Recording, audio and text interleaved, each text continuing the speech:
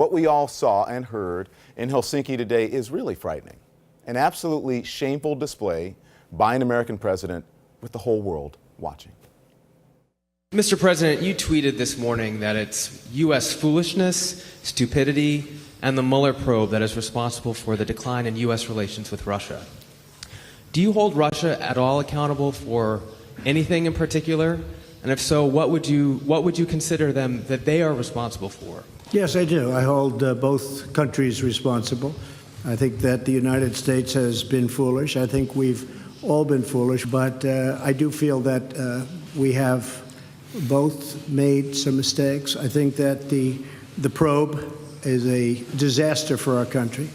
I think it's kept us apart. It's kept us separated. We both made some mistakes. Stunning. By the way, the reporter who asked that question is going to be on a little bit later. That was stunning to watch. President Trump caving to Vladimir Putin, refusing to side with his own country, against an attack by a foreign foe. Just now, President Putin denied having anything to do with the election interference in 2016. Every U.S. intelligence agency has concluded that Russia did.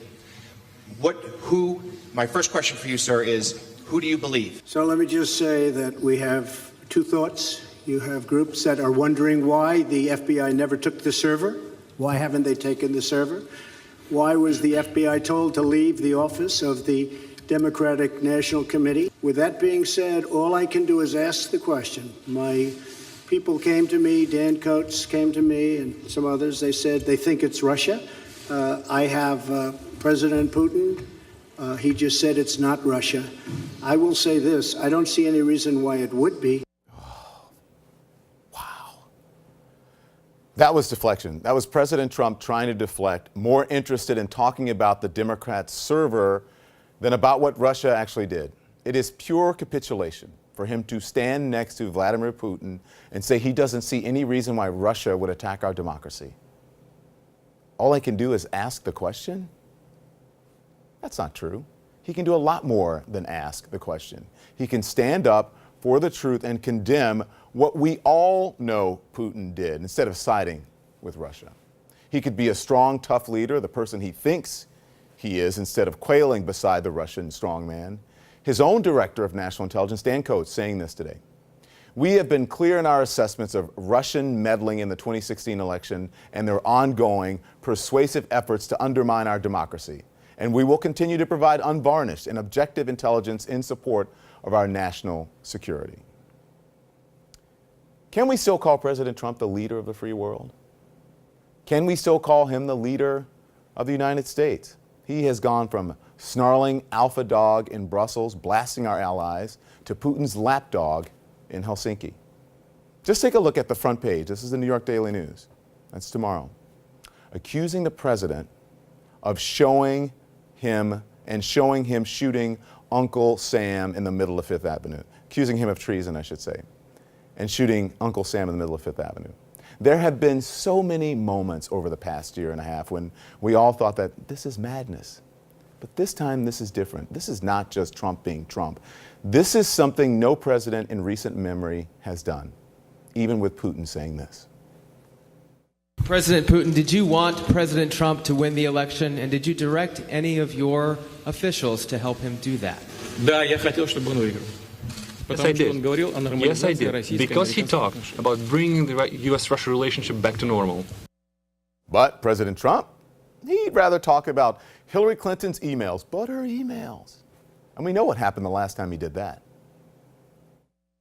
What happened to Hillary Clinton's emails? 33,000 emails gone, just gone.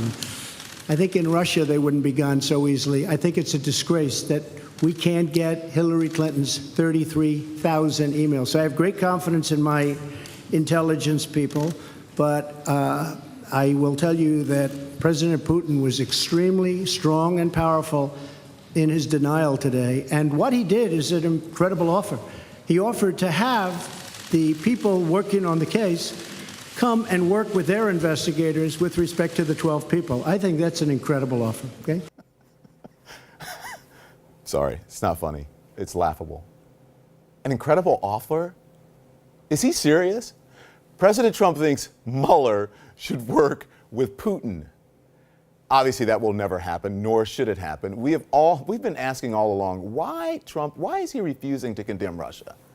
And we might have gotten a clue today. Yeah, I did heard these rumors that we allegedly collected compromising material on Mr. Trump when he was visiting Moscow.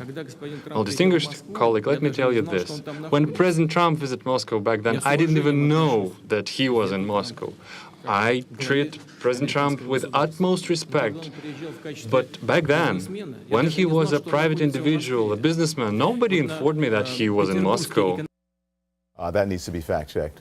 Putin knows exactly what he's doing there, though, standing next to Trump and not quite denying he has compromised. But tonight, telling Chris Wallace of Fox News that he doesn't have anything on the president, and at the same time managing to sneak in an insult.